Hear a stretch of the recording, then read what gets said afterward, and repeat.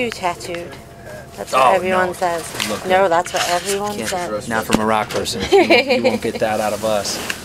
All right, I tried to do different questions because I listen to your interviews and everyone asks you the same things. Sure, I respect that. Thank you. So, first off, a little about you. How did you get into this whole frontman? I think it came to be obviously over a course of decades, and since I was young and singing in the showers or at home with the family to, doing the choir thing in high school. And obviously as I got, more versed at playing the, acoustic guitar and the electric guitar, that next thing you know, you kind of just start writing your own music. And, when you can sing, you start doing that. And, I think just like many people start off, I don't think there was one particular, oh my gosh, that moment, that it all started. I just think it just started progressing. And the more interested and the better I became at singing or actually playing the guitar, the more interested I was in writing. And then obviously once, the band started and formed in the early, I think I had my first band in the mid-90s, you know what I mean? And then and I was young, you know what I mean? And then, we were just writing songs and jamming, and that started with, I guess building your vocal muscles and, that long progression of a 10-year period to become a better singer. I don't know, I'm still working on it constantly. So, it's always a work in progress, but I think that's kind of that passion to want to play the guitar, I think led to, I didn't just want to be a guitar player though, I wanted to be a singer and a writer. Guitar was always second for me, even though I was so passionate about it. The songs were always number one for me. And, obviously when, you build your guys around you growing up in Western Michigan and finding guys like Dave and Tony and Matt and, Dylan and now Chachi as well, finding Chachi's, our drummer Dylan went down with big herniated disc surgery on his back, so very, very serious. So, we just want what's best for him and just being able to walk again and being able to, be there for himself, number one. And, obviously Popevil is not just about music, it's a family. We all grew up together, so, we want him to be healthy first and, do what's best for him and then what's best for Popevil. So Chachi is the newest member here in Popevil for now. And, again, Dylan's still recovering. We'll see what the future holds, but Chachi again is someone we grew up with and we love and trust, and he just came right in and filled his shoes and has been nothing but helping lift the band up and kind of continue what Dylan's done on the drums. He's certainly gone and ran with it, so we're very lucky to have him and feel blessed to. How long has he been with you guys? He's been with us since June. Oh, yeah, so he's still very fresh. I learned something. Yes. All right, do you remember the first song you ever wrote? Yes, I do. There's a song called Mountaintop. It was very cheesy, but it was the first one nonetheless.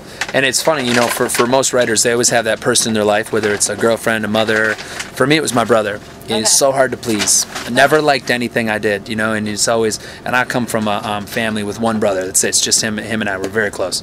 So, trying to impress your little brother when you're the older one is something you really pride yourself. You have to do, because if you don't get that little acceptance from your younger brother, it just doesn't sit well with the older brother like me. So, he never really he never would give me the. He's just like, it's whatever. I don't know. It's just not my thing. He'd always pull that on me. And it was just such a grind, just constantly battling. To now, when we write something, he's, first in line and excited, and he's a huge fan of the music, not just because I'm his brother, and that was a big, I think, personal win for me when your family started listening, because they never really cared. They cared, but they didn't care about listening. They whatever, you know what I mean? But now, they're the first ones that want to hear it begging me. And now it's different with us. Like, you're not allowed to. We just did a new song, actually, the song called Unstoppable that we were actually just listening to as you came in.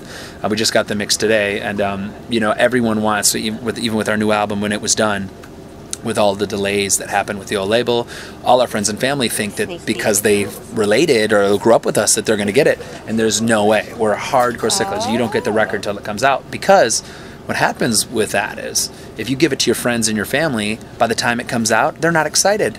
And we live in a world with our friends and our family, so if your friends and your family aren't excited, then you're not as excited. So it gives you a second win, because for the band, by the time the record comes out, it's old in a way to us. We're 10 to 30 new songs we're working on already. So you know, it's just one of those things, you know, I've learned over time to just really pride your music and not give it to anybody till, you know, it's ready to go, and that way That must be hard too, though. it's hard. Well, they can play it and listen to it, but they have to be with us or in our car or on our tour bus. We'll play it for them, you know, but they can't go home with it, you know, they can't go home with it. Put it on YouTube or something, you know what I mean? Like, that's no go. All right. Now, is the new song something for the new record? Yeah, I think we're going to do some form of a re-release at Christmas, and is the plan, and you know, feature a couple new songs, and Unstoppable's one of them, and you know, there's talk for the next single, you know, maybe end of December or January.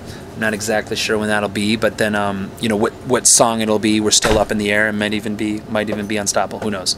But we're just gonna get the song mastered and mixed and mastered as best we can, and it's just a heavy, in your face, like a Last Man Standing. It's we're excited about it. So. All right. You know. Now, being a front man, right?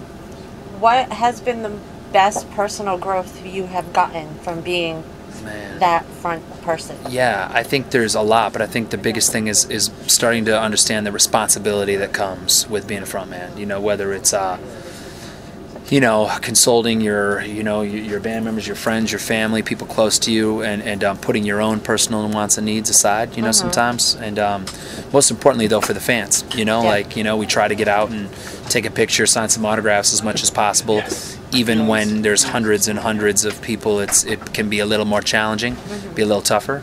So you know, we try to, you know, trying to understand that responsibility that comes with being a bigger band, and being a front man is, I think, the thing that I think is really hit me the hardest, and being like, wow, you know, it's not about me anymore. It's not about the five of us. It's about, you know, it's about everyone else these days, and that's what you want. And it's easier said than done. You know, I mean, everyone from I remember, you know, the first moment I heard people singing our songs or hearing it on the radio for real, you know, and you know, fans would come up and say, you sang that wrong. I was like, what are you talking about? I wrote it. I'll sing however I want to sing it. You know what I mean? What are you talking about? But then I was like, wait a minute, I can't do that. You know, like, these people, you know, taking the music home with them and living their lives with Popevil music in their homes. And I mean, and that's something, I mean, even my favorite bands that aren't even around today, you know what I mean? We were just listening to the, was it the Crash Test Dummies on Dumb and Dumber. We just watched Dumb and Dumber. I mean, I haven't seen that movie in so long, you know, and I don't even know if that band's around anymore, but we were just like, I love that song,